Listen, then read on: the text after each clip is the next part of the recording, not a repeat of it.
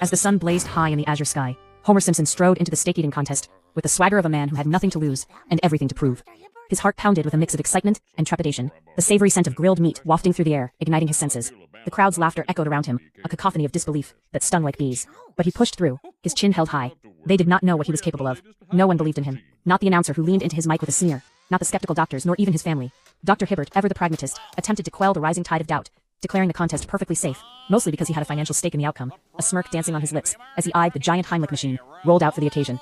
On one side stood Reliable Red Barkley, the reigning champion, whose reputation as the king of truck stop eating contests was etched into the minds of onlookers, his steely gaze fixated on Homer, a predator sizing up his prey.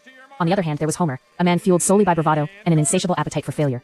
As the whistle blew, marking the start of the contest, Homer made his first mistake, a rookie blunder that left Marge gasping in horror. He inhaled a stack of bread rolls, his mouth stuffed to capacity, while Marge shouted frantically from the sidelines, urging him to remember the main event, the steak.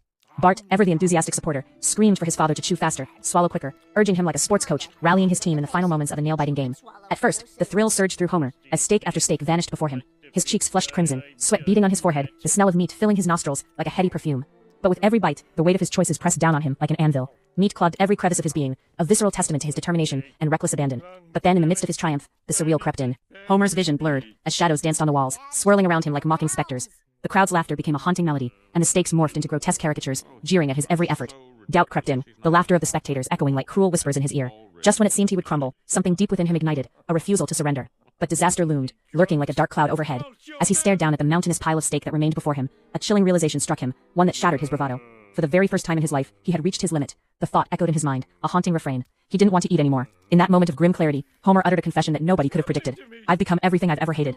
The words hung in the air like a specter of defeat, a testament to his struggle, against not just the contest, but the very essence of who he was. The crowd fell silent.